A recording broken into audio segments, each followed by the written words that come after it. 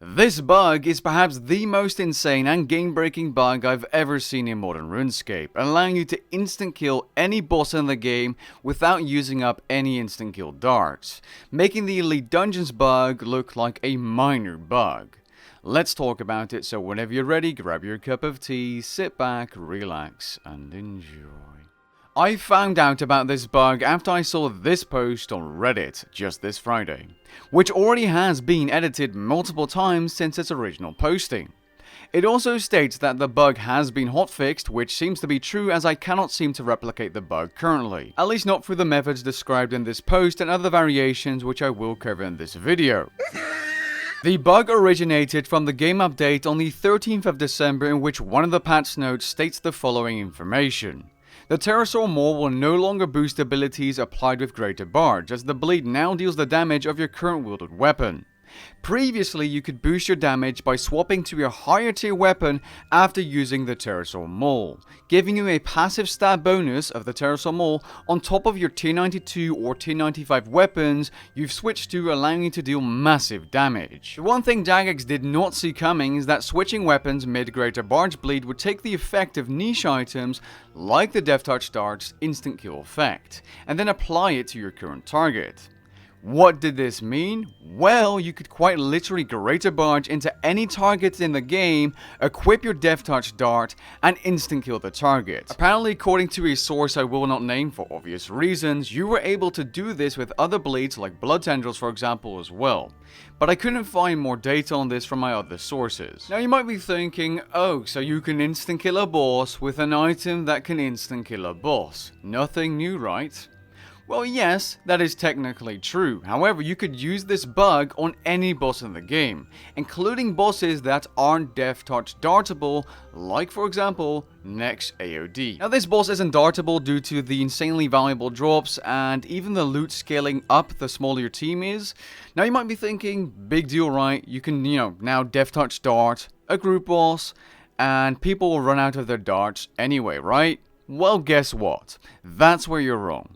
This bug, given that it was done correctly and you don't waste your darts, would not consume your deathtouch dart. You could do this by stepping away from your target with auto retaliate off after having bled them with Greater Barge and then equipping your deathtouch dart. This is precisely why this bug was so insane.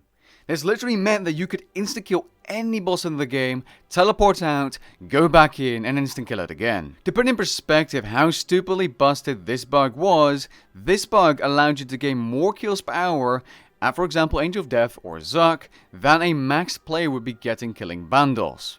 I don't think I've ever seen a more insane bug in modern RuneScape than this during my time being a content creator, and it surprises me that I haven't seen too many people talking about it, unlike the Elite Dungeons bug, which was a huge topic pretty much everywhere. For those that aren't aware, the Elite Dungeons bug is one of the longer lasting bugs before it eventually got fixed, allowing people to kill any Elite Dungeon boss over and over.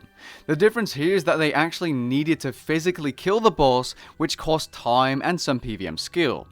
With this bug, all you need to do is have a deathtouch dart and Greater Barge, at least as far as I know, and you're ready to go. It's unbelievable. Unlike the Elite Dungeons bug, this bug was apparently so game-breaking that Jagex fixed it incredibly quickly. It was fixed about 4 or 5 days after release, which is fantastic.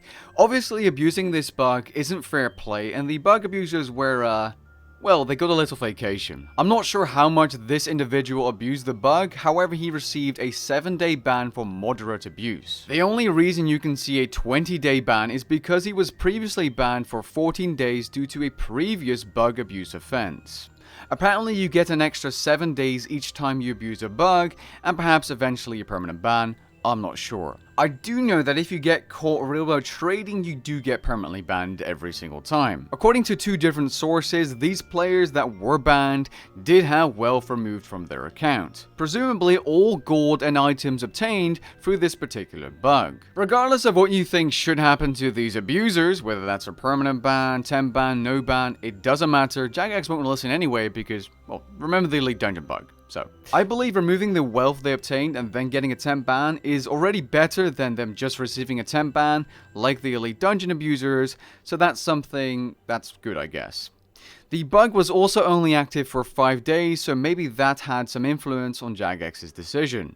Maybe some players were permanently banned, but not that I know of. I started working on this video as soon as I saw the Reddit post because it was just incredibly interesting. Like, this is a once-in-a-lifetime bug which we will probably never ever see again. I'm really happy I was able to catch No Life Demon's Reddit post and started working on this video straight away because this bug is really interesting content to share and document. I would also like to thank my unnamed sources, if they're watching this video, for the information and clips that they were able to provide, as it was really, and I mean really difficult to find people willing to share any footage, either because they didn't want to share it or because they didn't record at all. I spent a lot of time almost begging people for footage from a variety of different places, and I'm just really happy they were able to provide me with some, as it just adds a lot to the video.